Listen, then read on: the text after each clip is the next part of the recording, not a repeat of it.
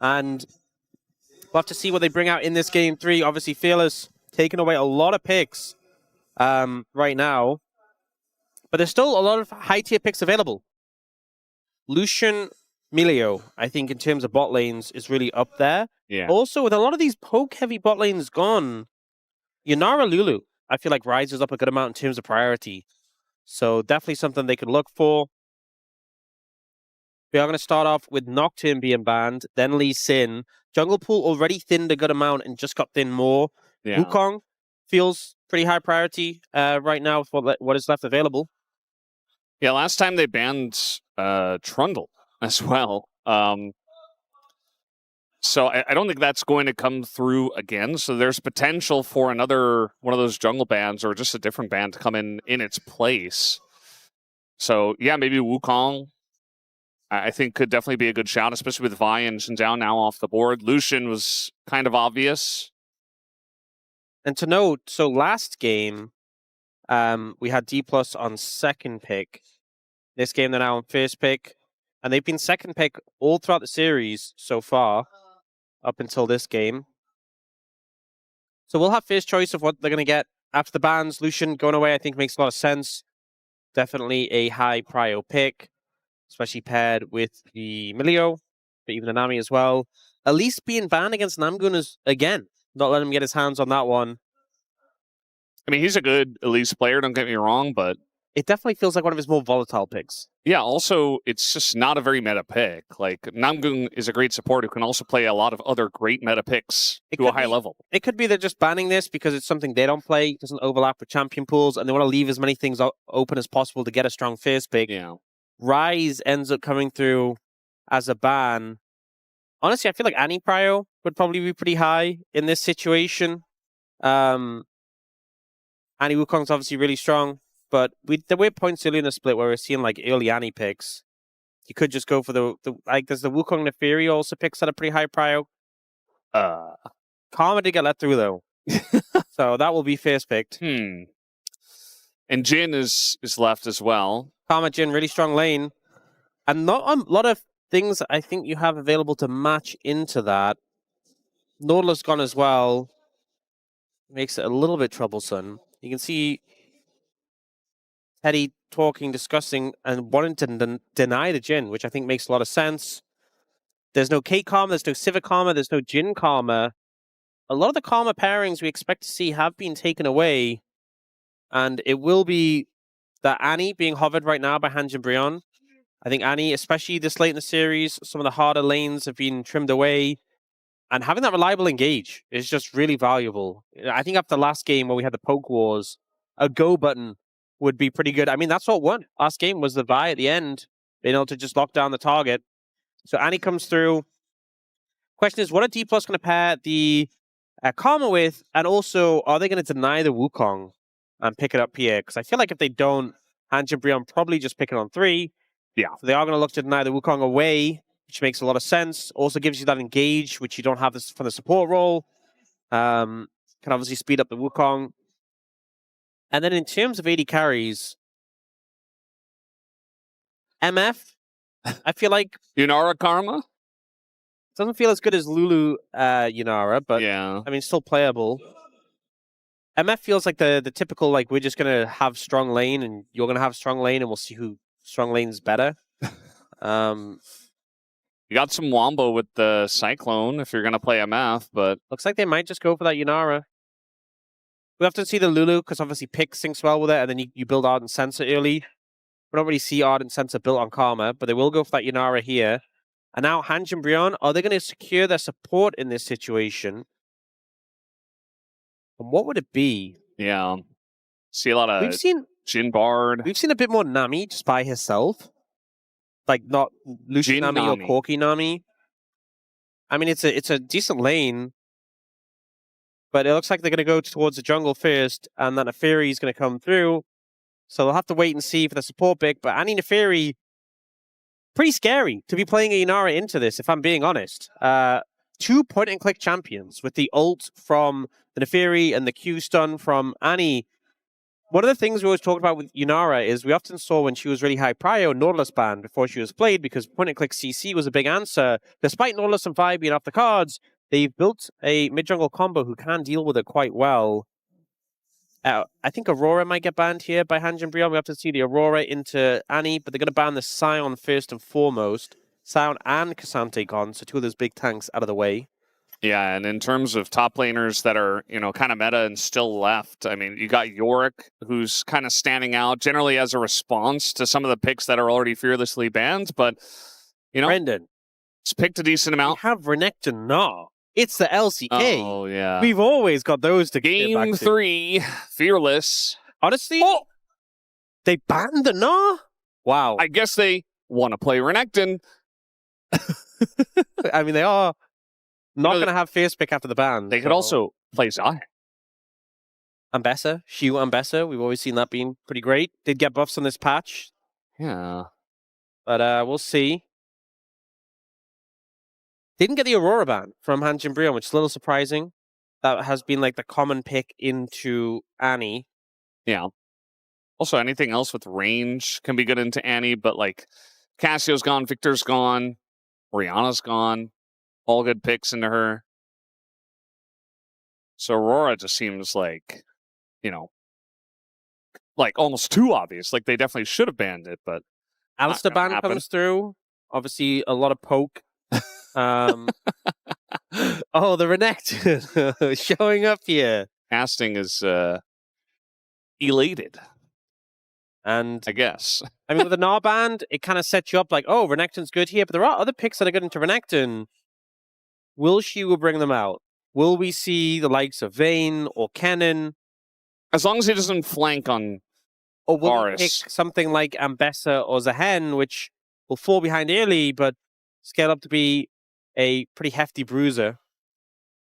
And it looks like it will be the second option. Never mind, it's Taliyah.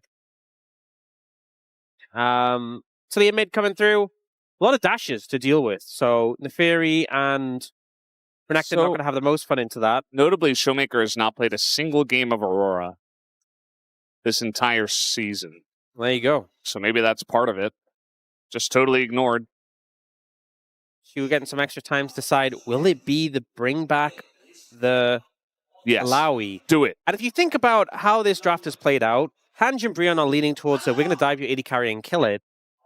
Nice. When you're playing into Illaoi, Taliyah, and Wukong, there's so much disruption and anti-dive. If you're trying to get to the Yunara, you have to go through the Unraveled Earth, you have to go through a lot of tentacles, you have to go through a spinning monkey, I guess. It's going to make it difficult. And they add the Neeko in as a pick that also provides engage. It's not the best lane into the Karma. We've seen the Karma often picked into, before Karma was perma-banned, Karma was like the answer to Neeko. But with the Jhin, it does kind of balance things out. Jhin Neeko is going to have pressure over Yunara, Karma, unless Yunara can get wave access and stack up a passive. But with how the comps are playing, HANJIN BRION have picked a comp where they want to be decisive, leading the charge, starting the fight, and killing this Yunara. And for the side of Dplus Kia, they are just going to cause chaos while you're trying to do that with a lot of disruption tools as you're diving in and hoping to keep this Yunara alive. Hey, look, it's Umpty. That is Umpty. That's the Umpty personal trainer. Yeah. Legend group, go, bro win. They just desperately need this win. And that's the thing. If HANJIN BRION win the series, doesn't mean they're in Legend Group. It just keeps their chances reasonable. If they lose, it feels like a pretty done deal. Mathematically still possible, but very hard for HANJIN BRION. So this last game, it's everything for them to get this win. You never know what's going to happen. Same going into game number 3. We just don't know.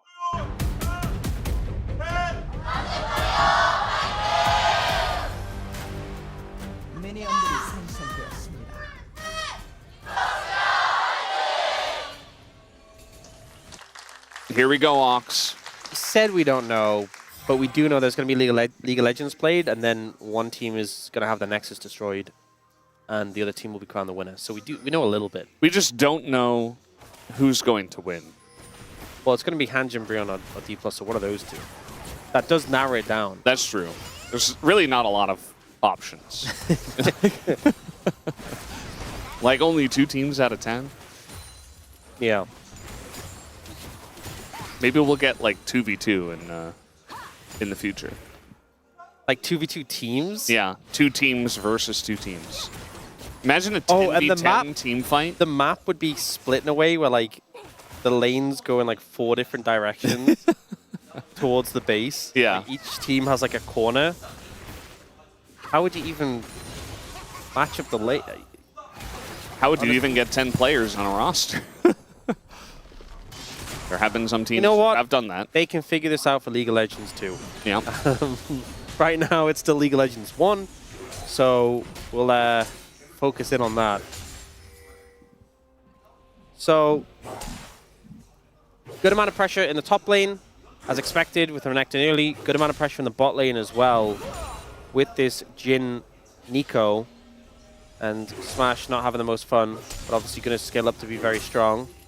It'll be interesting to see the jungle impact we get. Obviously, Naafiri did get nerfed slightly on this patch, and Wukong got buffed.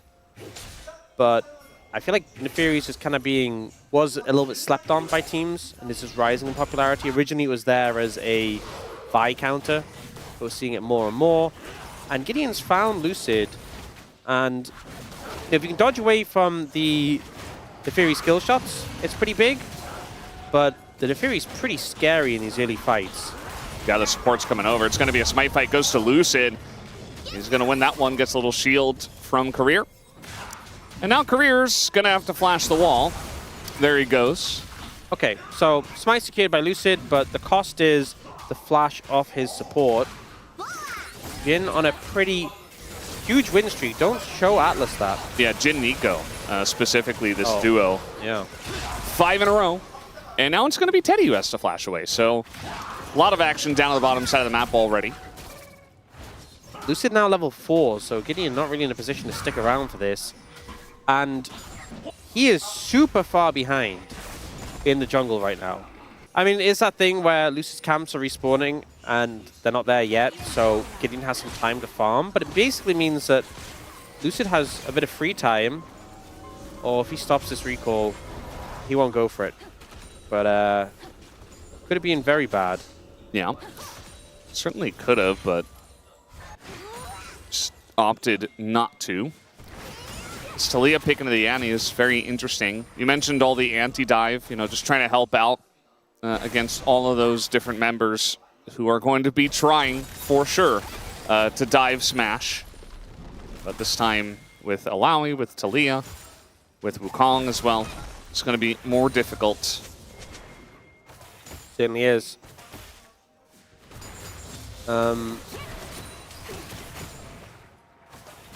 You see Gideon clearing through his top side now, and is still, I mean, he's still behind because Lucid's camps have now respawned. He's clearing through those. End result is we could see Lucid getting a level 6 very early on this Wukong. And I think a big aspect of the buffs were, you know, the clone being changed to have more duration and more damage. Sort of, because it does reduce damage compared to the Wukong himself. Yeah. So when you get that ult available, represents a lot of threat. Also, the attack speed on E got buffed, so Lucid able to clear faster result and is now challenging Gideon on his camps. Gideon did get that one. It's kind of being forced away. Lucid level 5 already, and with a buy, notably. So Gideon had to go straight to his camps to farm. Lucid has a Ruby Crystal and a Longsword on him. You see Teddy hitting the camp to try and pull it away and sort of use the aggro tether, so Lucid would be a bit frustrated dealing with it, but Lucid just moves straight back to his jungle, doesn't miss a beat. Teddy probably going to miss 2 CS? No, 3 CS to do that. I mean, maybe he was going to be zoned away anyway, but yeah, kind of frustrating situation all around here for Teddy and crew over in HANJIN BRION. Yeah, they had that early momentum, but as things are bouncing back, Smash, with access to the wave, has his passive stacked up. And Yunara is one of those picks that the extended trade you do really well in, because when you have your Q stacked up, it's a lot of damage, a lot of sustained damage. Jhin is not the extended trade guy.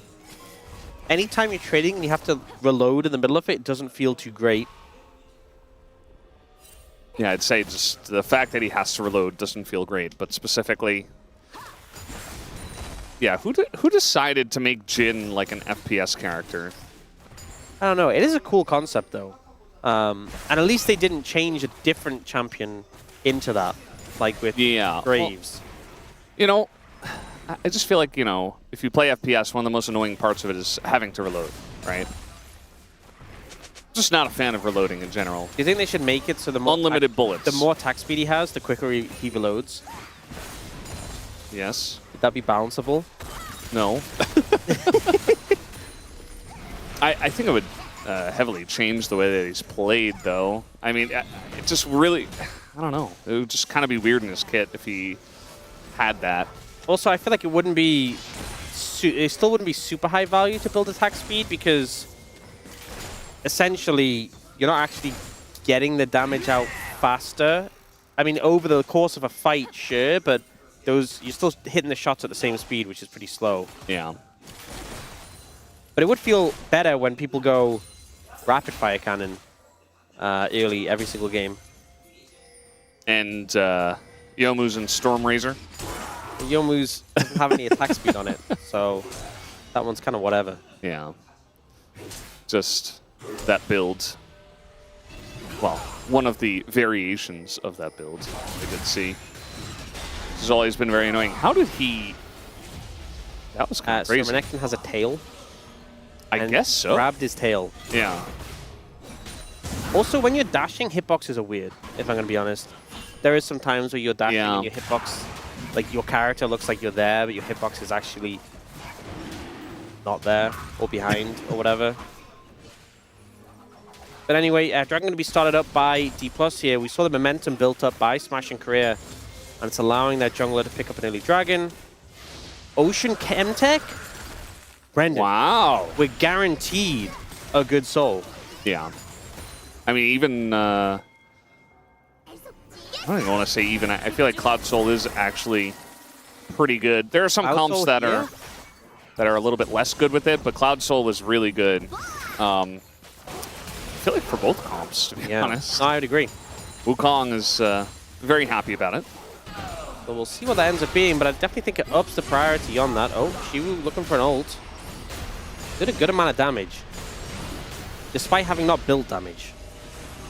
Just Illaoi things. I feel like Illaoi's strong enough to just take the chain vest and hit someone with it, you know? Use it like a weapon. Yeah? Yeah. It does look like when she swings the thing, she's swinging it quite aggressively. What is that thing anyway? It's like a ball. Oh, it's some...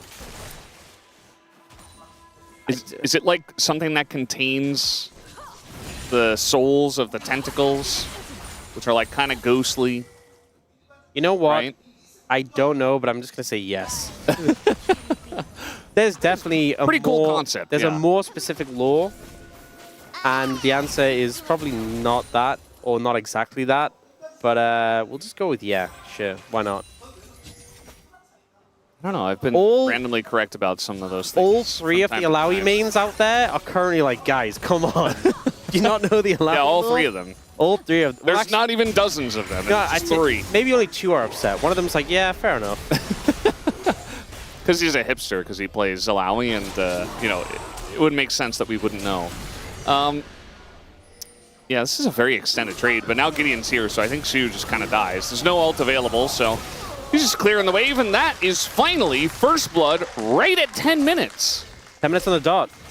Iceborne Gauntlet comes in for Siwoo to do some punching, but Cyclo Sword for Gideon, an item that got made a little bit more expensive on this patch, so that extra gold is going to do nicely to have him finish it off. But an item that syncs very well with Naafiri, especially because you can poke with it, and also, like, it strengthens your bleeds after you hit them with the boosted lethality.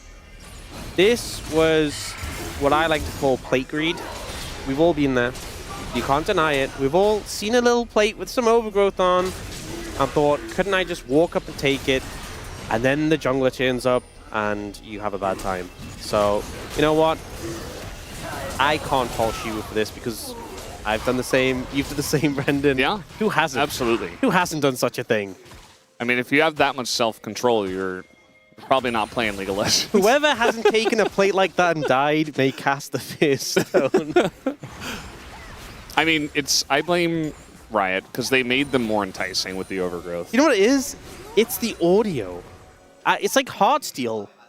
Heartsteel could give nothing. It could give no health, but you know I still want to hear the noise. Yeah, you want to get the bonk. Yeah, if they made that sound just not satisfying and repulsive, it could give 1,000 health. I'm like, whatever. I do feel like, you know, at least 40% of the fun that I have in ARAMs is building Heartsteel and proccing it. Yeah. I play a lot of tanks, so it kind of makes sense. Or stuff that can build it. So that's almost half the fun. It's just hitting people with Heartsteel. Only half? Yeah. Give me tank engine. Tank engine. Okay, well, it's after that riveting first kill, it has slowed down a little bit. Yeah, that was really, it was a lot of fun. Yeah. Watching that first kill happen. Do have support item completions coming in. And everyone's kind of getting their first item completions pretty much. But that second dragon is coming up. I do think this should be a point of contention because, as we said earlier, these two dragons kind of set up for a strong soul. Korea already has Echoes of Helia, which is a big spike. I think everyone thinks about like carry items coming in, but one item spike, Echoes of Helia, is kind of crazy. The healing you get from that in a fight or a skirmish at this point in the game where people don't have that much damage, and you'll be able to proc it so many times over the course of a fight. So it is legitimately a pretty big pickup, and Dplus already have the first dragon, so they could be in a good spot to set up for this, although we kind of had a little action there, I mean. yeah, they were looking there for Namgung, who just healed to get away, but they're playing very aggressively around the dragon area, setting up vision here. They have full tabs on Gideon, and they are fully locked in on this dragon, want to secure it. Yeah, it's a really big deal. I mean, dragon stacking ever since the beginning of this year, very, very strong. We've seen this lane really turn in favor of Korea and Smash. You know, the early prio went to the Jhin, Neeko, but now just Karma things. Karma Neeko being a really rough matchup for the Neeko. And then as soon as you start to give wave access to the Yunara, she ends up doing pretty well. Now, Dragon going to be started by Lucid. You see Gideon moving over. Can he get there in the time is the question. I think it's just too late, unless he's going to hop at the pit and just kind of blindly steal. It's a Mountain Soul. Can't go wrong with a Mountain Soul. Yep, all reliable. All reliable. That is the vibe of Mountain Soul, you know? It's Yeah. kind of like, well, everybody can use it. I mean, for sure. I think, obviously, people talk about tanks getting the extra resistances, but I feel like on squishies, the shield is just so valuable because like a tank, you go in, the shield gets cleared, and then they start working the rest of your health. But if you can deny like an Annie or an Naafiri one-shot because you have a mountain shield, that's huge. That's game-winning. Maybe we'll see some Serpent's Fang action in this game. Oh, from Gideon. That'd be Yeah. good tech. Although, you know what would be better tech? Don't let them get Mountain Soul. But I do think this game, there's good value because there's a Karma on the other side. So Yeah. may well see him go towards that. But we often see them go a little bit more Bruiser first on the Naafiri. Just to have some bulkiness. Level 11 hit there by Lucid. Oh, he got the slow coming in here from Teddy. This is going to be the Force Barrier. Just naturally, as he was left alone.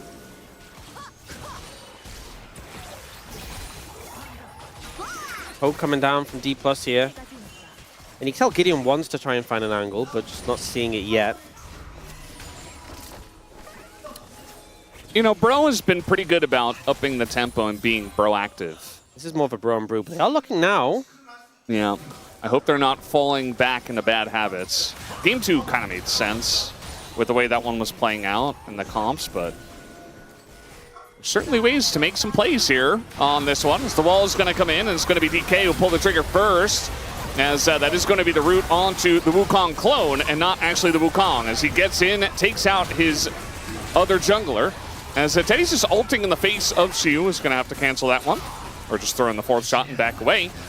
And posturing very aggressively was Bro. They get punished for it.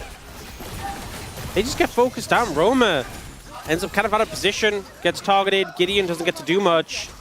And considering Bro need to win on the back of their strong engage, finding the right targets, they definitely did not achieve that there. It was really Dplus. So Roma's on this flank angle and then kind of panics because he's like, well, my best target's Lucid, but it's so hard to stun the Wukong.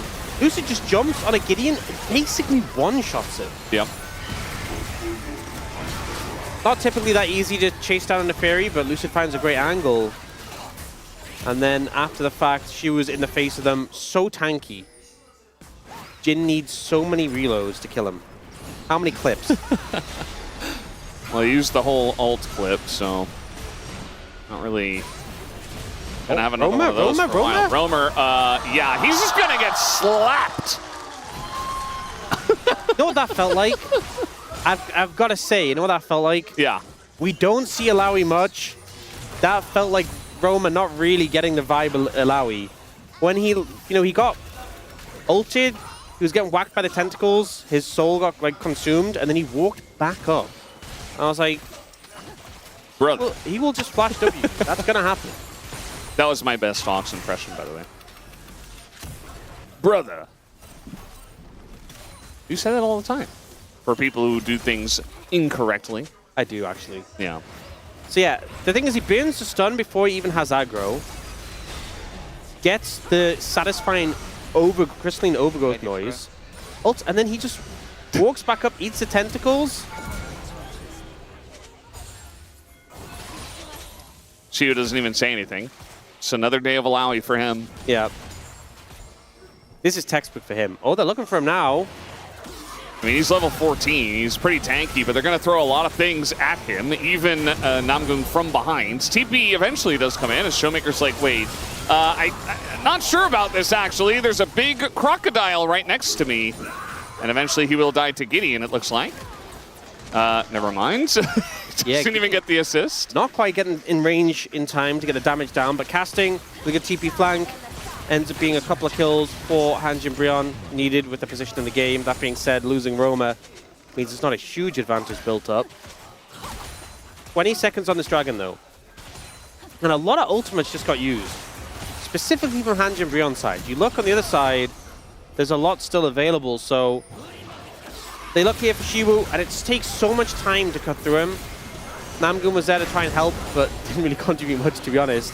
They eventually get him, but then the TP flank for the Renekton is the big factor. Denying Lucid from going deeper, making sure ShowMaker dies, but Teddy walked up, so a bit of damage done to the mid lane tower in return. But now when we take stock with his dragon up and available, casting has no ult. Gideon, his ult's not up yet. Tibber's not quite available. I would have expected Dplus to immediately beeline for this dragon and start setting up for a fight, but instead, neither team going too aggressively. Yeah. Siwoo has 2 items. I think he was just trying to aggressively trade and chop casting down, force him to back. Casting needs a reset to buy sooner rather than later. Well, he thought about it, and then he stopped us back. Smash already has Kraken Slayer and Fiend Hunter bolts, so he's pretty strong right now. Yeah, I mean, Cass is gonna stick around, and they want to gank him, but they're sacrificing dragon. They're gonna give away the dragon.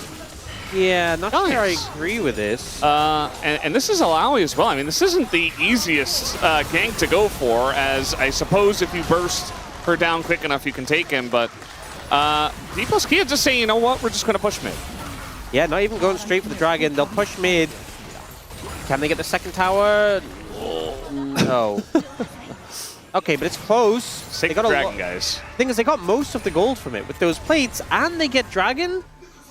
This is not a good play from HANJIN BRION.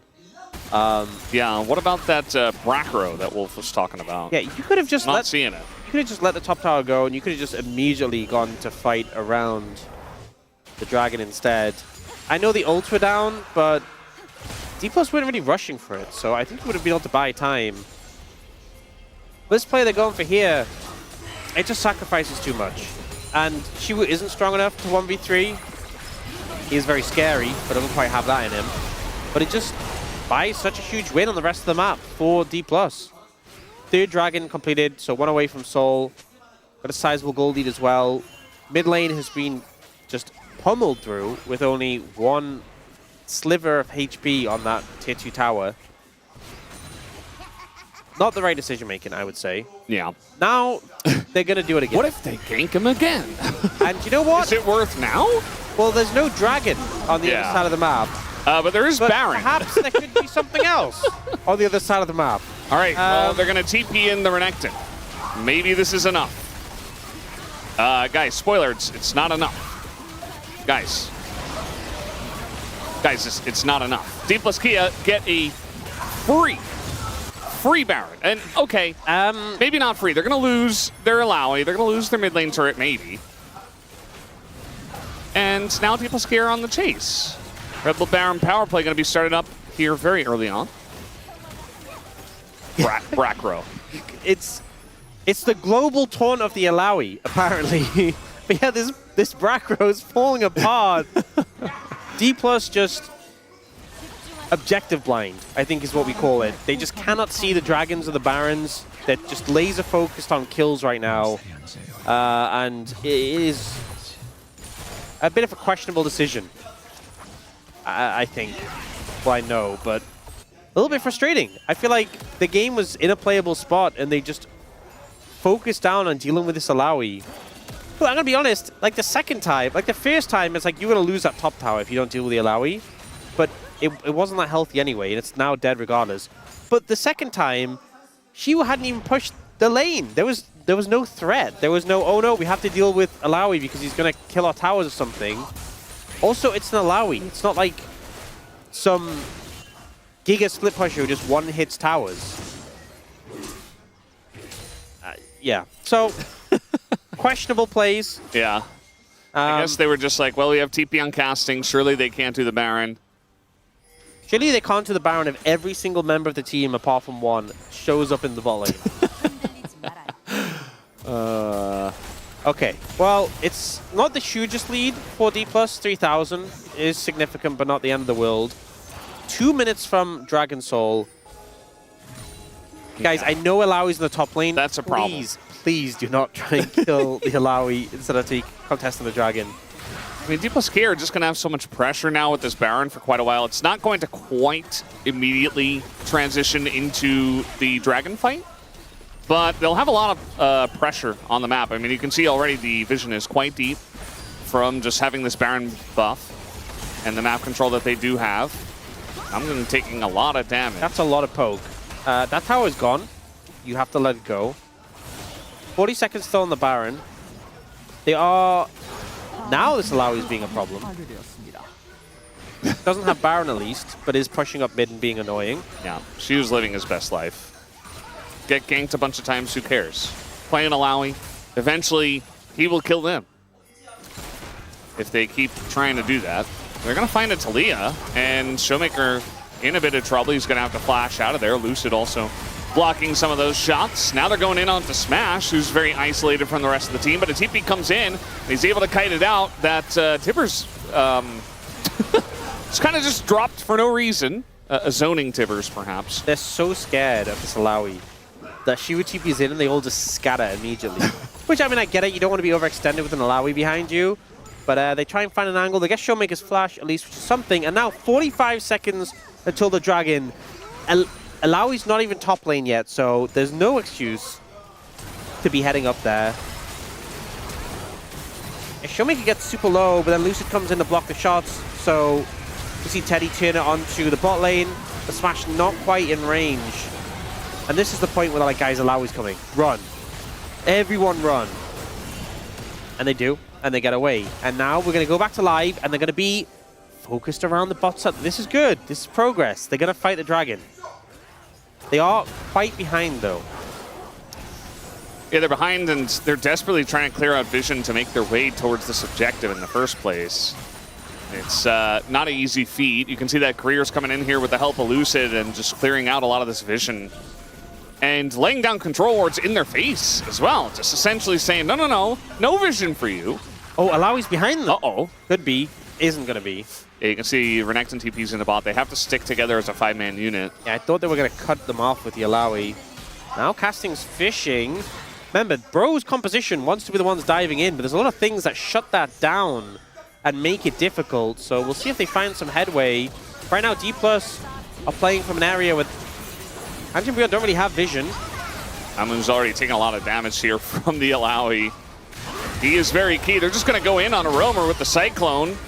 Does a bit of damage, but that's not really the angle you were looking for in the team fight here, Lucid. Just trying to poke them out, essentially. Teddy has to flash the Slurkle, so that's going to be a Jhin down his summoner. Casting taking an immense amount of damage, and now ShowMaker, no flash. They're trying to collapse onto him, as they will take down ShowMaker. Meanwhile, Siwoo is right on top of Teddy, who can't dodge everything. They're trying to peel now for the Illaoi, but how can you do that? It's Illaoi at the end of the day. Flashes over everything.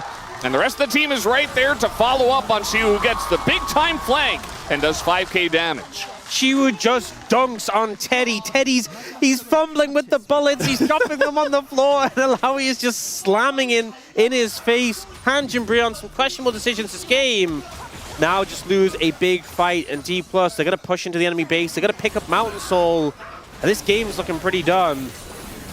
In this situation, they're just getting a lot of poke down consistently in this situation, and ShowMaker has no flash, so eventually they look for him. You see Casting trying to kind of go for that as Lucid ults in, but I feel like Dplus were pretty patient in this situation. ShowMaker's poking down the Renekton, and eventually Namgung manages to find this angle in. And yeah, they managed to kill the Taliyah, but look at Siwoo on the bottom left. Just runs at Teddy. There's Teddy stuck below. Like, he's running in circles. Gets the bullets back, but look, it just isn't even enough. Another reload still doesn't kill Siwoo, and the tentacles just murder him. This is nightmare fuel for a Jhin, I'm not going to lie. Yeah. I'm not sure what you're supposed to do in this situation. I don't have the answers. But it just got a whole lot worse, because there's now a Mountain Soul in the enemy team. You don't have Serpent's Fang yet. And, you know, Teddy only has a limited number of bullets. Yeah. Before he's fumbling with a new set, a new magazine. Yeah. And I mean, they have a lot of pick potential, Dubro, but I think from behind, you know, you kill a Taliyah, there's still a Yunara. I mean, also, and an Illaoi. And burst damage is not good into Illaoi. Has 4 items now. Smash has a shield bow, and barrier, and flash, and a karma, and Mountain Soul. Yeah. HANJIN BRION, even if they're ahead, they are a bursty composition with like limited amount of damage. If you're ahead enough, then it's fine, right? You just kill them before you run out of damage. But when you're behind, like, we know they can't kill Siwoo quickly. I don't even know if they can kill Smash quickly at this point. Trying to get an angle as Namgung, but... Like, look at that shield. And meanwhile, look at the bottom lane. Namgung gonna get extremely low. I feel like there's been so many times where he's trying to find angles and he just takes half his health and damage because he's so squishy. GIDEON kind of in an awkward spot here. Cyclone immediately, he does get over the wall, but the follow is there from Lucid to just immediately go down. The reset goes over to GIDEON. He's going to be looking for Smash, but he is immediately going to die. And now look at Siwoo. He's on the flank with ShowMaker. And everybody's just scattering once again, trying to kite him out. This time they're going to do a good job, but meanwhile, Casting goes down. And now they're going to get the catch as Roamer does hit the deck, and Teddy's all alone on the backside of this one, running away from a Karma. And I think it's just enough. DK have the wallets, and they should be able to push and win this game. Yep, only the Neeko alive against 4 members of Dplus. ShowMaker TPing in with the Rabadons. This is it, this is game, and this is Bro's chances going to nearly 0 of making the Legend group. Yeah, it's kind of crazy. They had such a nice streak going, but head-to-head with Dplus Kia. Dplus Kia prove that they are the better team in a 3-game series, as they don't lock in Legend group off of this, but they are going to make it much, much easier to make it in after this win and beating their direct opponent for that slot.